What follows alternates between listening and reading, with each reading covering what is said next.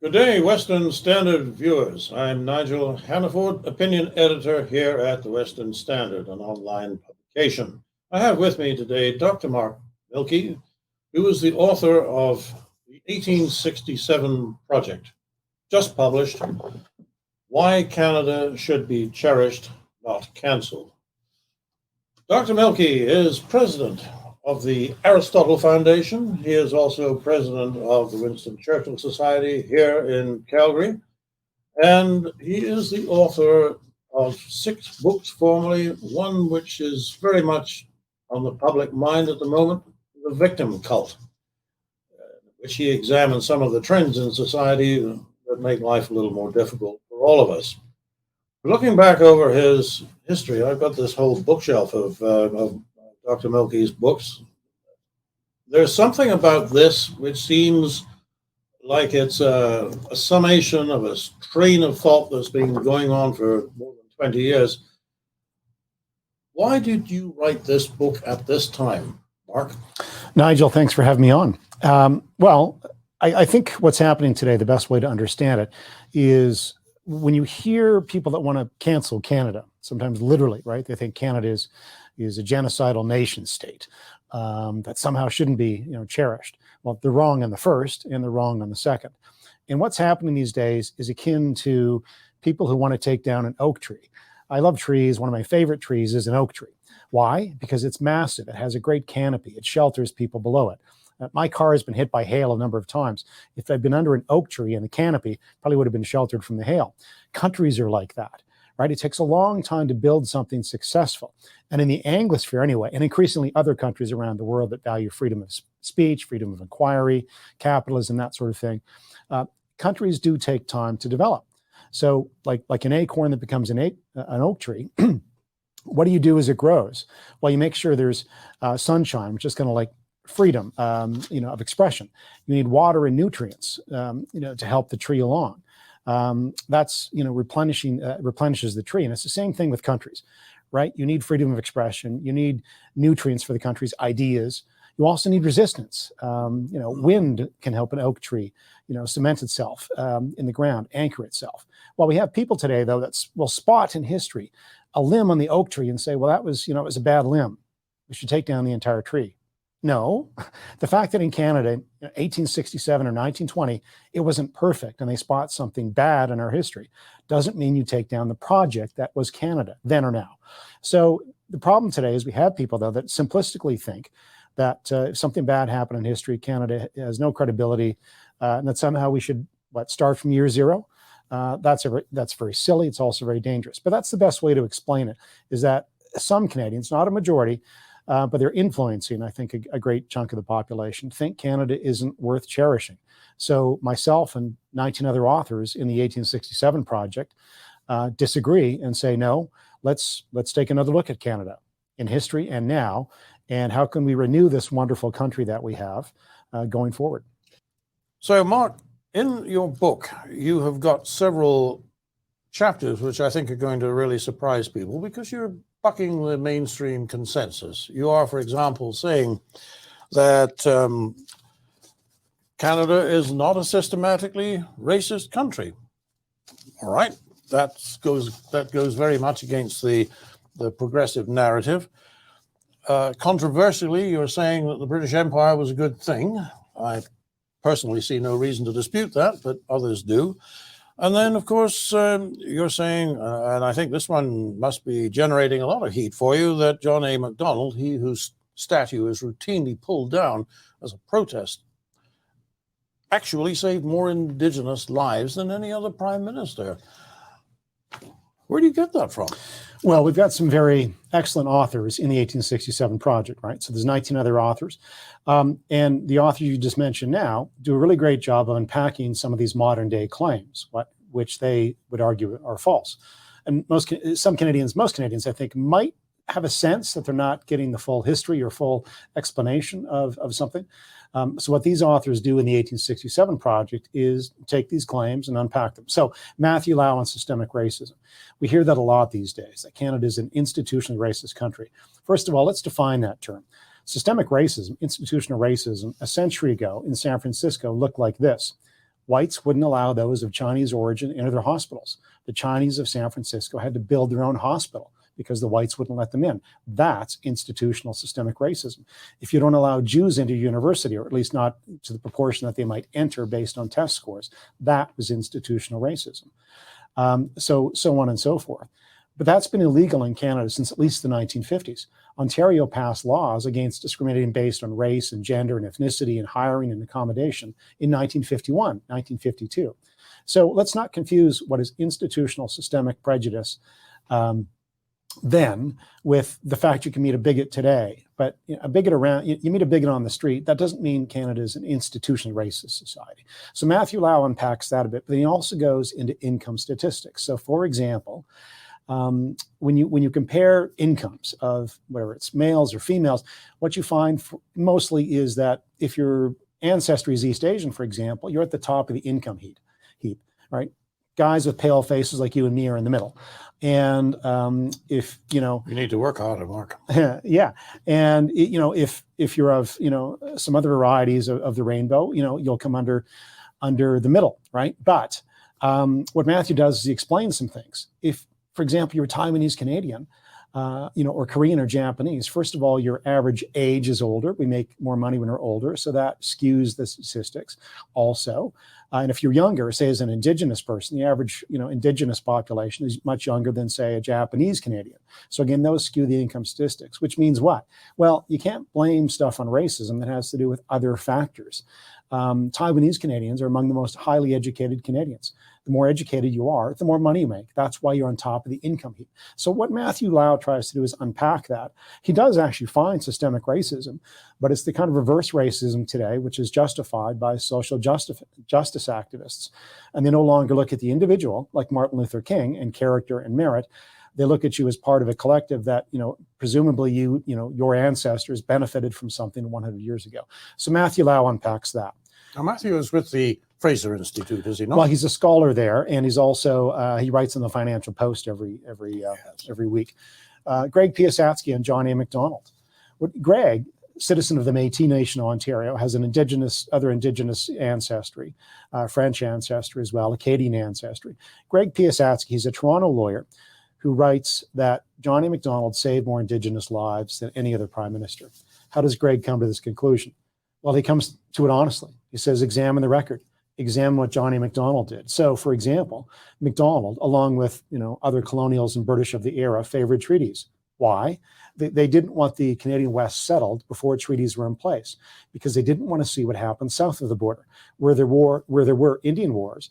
And Indigenous folks in the United States suffered greatly because settlers just came, didn't do treaties, just stole land and murdered, in some cases, entire tribes. So John A. MacDonald was conscious of that, as was the colonial government of the day, pre and post Confederation. So that's one thing. The Northwest Mounted Police, its creation. Part of the reason for its creation was to make sure the rule of law and order in the Canadian West existed. And again, this is a British inheritance, right? That we're not going to take territory without treaties, and the Royal Proclamation of 1763 is an example of that thinking. So John A. MacDonald saved Indigenous lives because he wanted the rule of law. He wanted treaties. He wanted to defend the first settlers, so to speak, from later settlers. And there were reasons for that. So also smallpox epidemic. Much of the Indigenous population across Canada was inoculated against the smallpox virus. That's a MacDonald success, as well as the Liberal government before him. So, and then lastly, perhaps the most contentious part of this is famine relief on the prairies that John A. MacDonald instituted. There's a phrase from a critic of MacDonald, and Greg Piasatsky in this chapter references the book, where MacDonald talks about half rations for natives in Canada. That was a reference to those off reserve. There was a deal under a treaty. The federal government was obliged rightly to provide rations on reserves as the buffalo were disappearing, and they did, full rations. But MacDonald gets into trouble because he's battling the Liberal opposition in Parliament, which wants much less spent on Indigenous Canadians of the day. saying, why are you spending all this money on Indians? This is the liberal opposition, vis-a-vis McDonald. McDonald defends his decision, says, no, we have to feed people. Now we're going to provide half rations off reserve, but full rations on reserve because we're encouraging them to go to reserve. That's part of the treaty deals. Now that sounds harsh, and it was harsh. These days we would just say, forget the deal, forget the treaties, just feed people wherever they are with full rations. So McDonald can be criticized there. But what Greg tries to do, and the other authors in the 1867 project do, is provide context, history, what was happening at the time.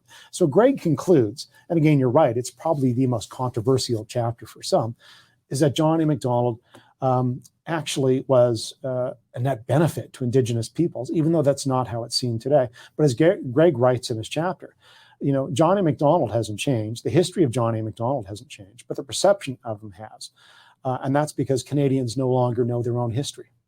I think we've actually had some of Greg's articles in the Western Standard in past months, so it's pleased to see his name in the book here. And I'll let you talk about the British Empire another time, but why do some, I don't think it's everybody by any means, but why do some Canadians think that Canada should be cancelled and not celebrated? I see a lot to celebrate here. Why should we be ashamed of our past? Well, we might have to bring in the British Empire to explain that. Well, then So again, there's this simplistic view of history that I think people have. But the British Empire, for example, and you know this, was the empire that abolished slavery around the world, or fought slavery around the world, and in most cases was able to abolish it in any territories they controlled. Why do people think Canada needs to be called canceled today? I think in part there's a couple of things going on there. Number one, we have utopians today that look to the past and go, well, it wasn't perfect, therefore we can't respect it or we can't celebrate it. That to me is short-sighted. And what I mean by utopians, though, is if you think about the 20th century, the main utopian movement was Marxism. And Marxists, were wrong about pretty much everything, the economy, human behavior, so on and so forth. But I suppose at least a Marxist could argue their utopia they were going to create was in the future. We have people today that look back in history, which by definition is closed. You can't change it. It's done. And think it should have been perfect, even though history contains imperfect human beings like today. And so they're very immodest because they can't conceive of how 100 years from now, someone may look at them or Nigel and Mark and say, what were you thinking?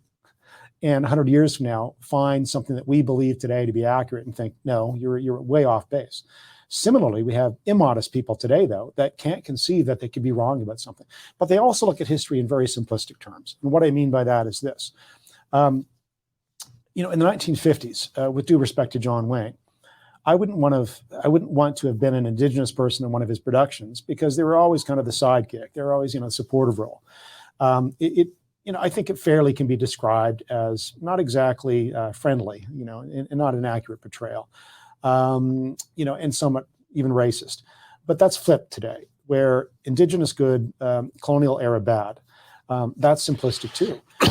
One of the things the British Empire had to deal with, and in British Columbia, where I'm from originally, in the mid-19th century, was slavery issues among the Indigenous population. So Governor James Douglas in the mid-19th century has to buy slaves from some First Nations to free them because, it's impossible given the smallness of the British presence of the day to really abolish slavery in British Columbia. And that didn't really get abolished until the late 19th century.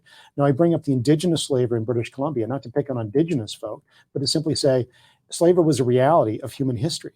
And if you simply look at history and, 50 years ago, 100 years ago, where the British did no wrong and everybody else was, inferior, or the reverse today, that's why the British Empire and Analyzing It matter. And Chris Champion does another chapter in the 1867 project as well.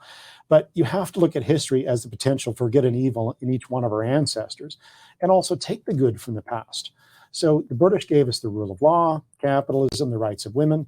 These were ideas that, can be lauded by anyone and should be kept, right? My background's German, but I wouldn't recommend that we take much from the Germans historically. So look, I think the problem today is people are utopian. I think they have a very black and white, really shallow view of history, or they don't understand how to learn the right lessons from history. So I think that's what's led to some of our modern day disputes. Let me ask you this. Do you think we're having a good faith discussion with the people who you describe as utopians, or is this actually a twisted narrative that they use in order to gain power, political power, at the expense of people who they perceive to be in power at the moment? Well, I mean, I think two things are driving this. I do think people have some sincere ideas and wrong ideas about how to view Canadian history and why we can't celebrate it. So as I've explained, I think they're wrong in terms of their view. But sure, I mean, power, people in power sometimes, and if you're convinced of something, you don't like to be contradicted. But that's precisely why we need to contradict them. I mean, look, the way forward, again, back to the oak tree analogy, why do oak trees need sunshine? Because they expose flaws in the tree. If you want to prune the tree, you're not going to do it at 2 a.m. in the morning. You're going to do it in, the light of day. When there are problems in a country like Canada, the only way to correct those problems is to do some pruning in the light of free expression. And so that's part of the book as well. That's why the first part of the 1867 project goes through cancel culture. And some of those examples in journalism, in politics, elsewhere, but also some of the core problems today where Bruce Pardy from Queen's University, the Toronto University and the law professor at Queen's, Pardy argues that, we've succumbed to kind of a new Marxism where everything is about power and there's no objective reality out there. And the Marxists thought this about economics, but it's now morphed into these other spheres. And Pardy does a wonderful job of saying, listen, the Marxist and critical theory are at the root of some of these problems, where they think there's no objective reality, and that's why you can have woke folk today decide that nothing matters, nothing is concrete. All that matters is power, and that's a dangerous road to go down. If they lose power and some actual fascist power takes power one day, they will regret kind of lobbying for the look at all of us through only the power lens. In the saddle today and under the horse's heels tomorrow. Yes, exactly. Now, it would be very easy to make this a depressing book, and yet I see that towards the end you throw out some hopeful signs. Can you just elaborate on those? We do. The last third of the 1867 project, available on Amazon, I should probably promote that, is looking forward.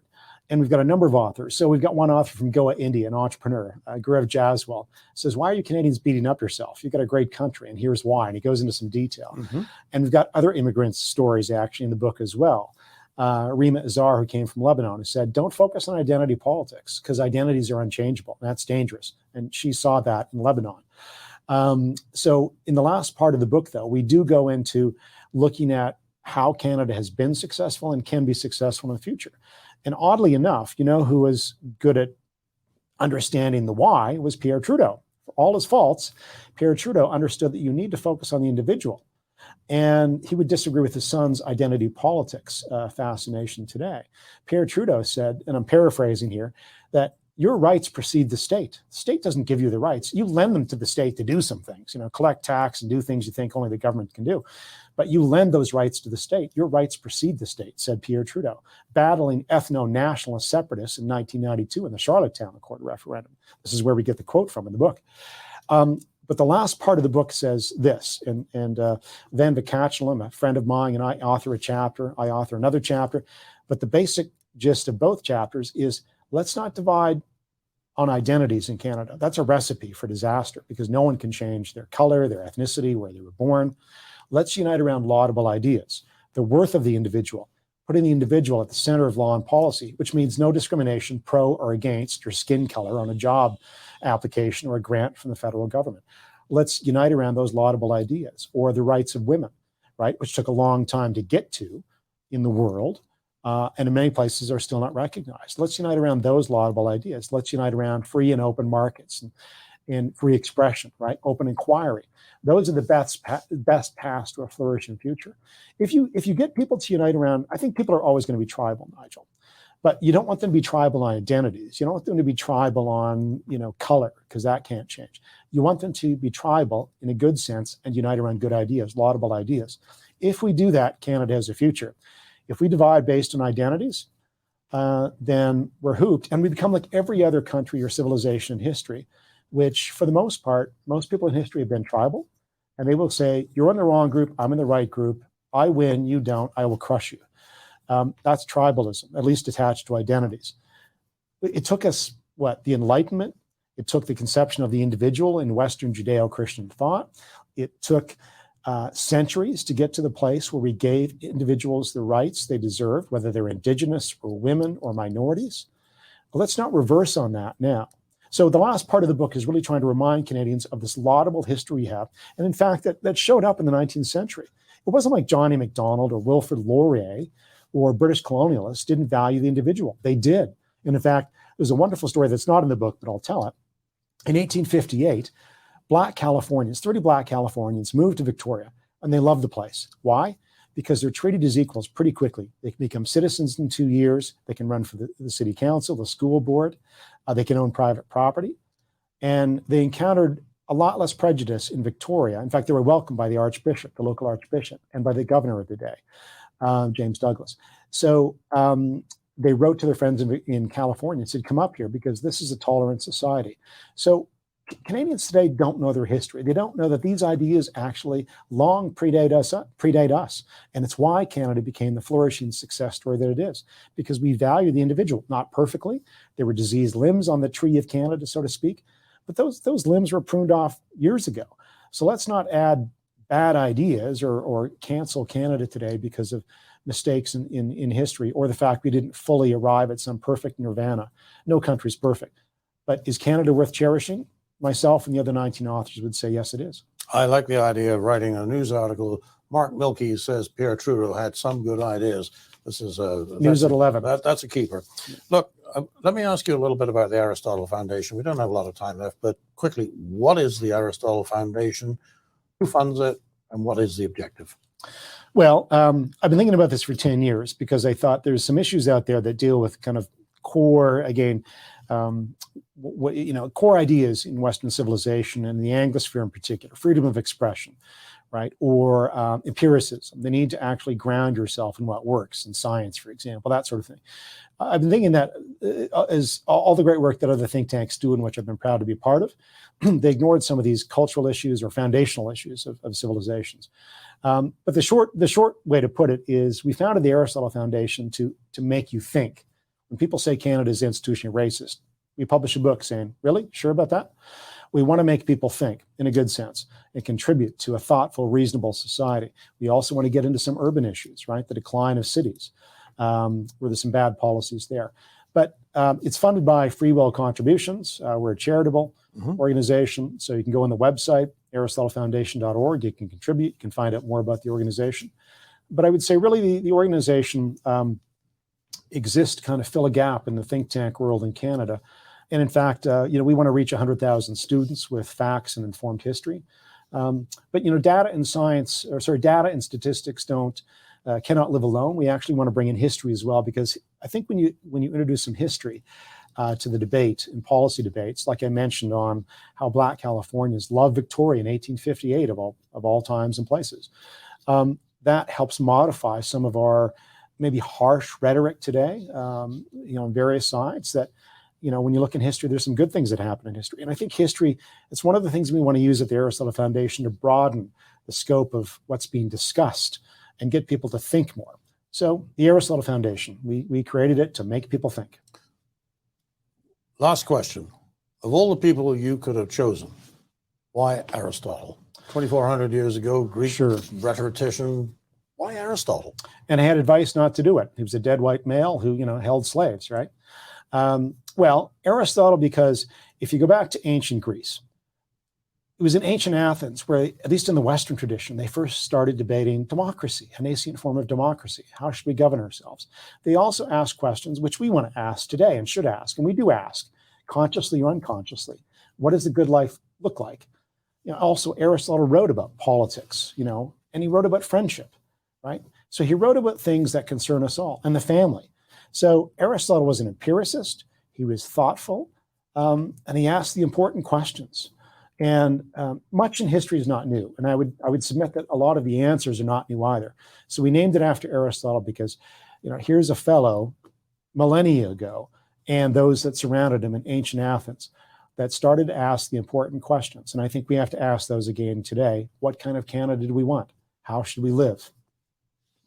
Mark, congratulations on establishing the foundation and upon this, the first production from out of your Aristotle Foundation. It's been great to have you on the show. Thank you very much for coming here.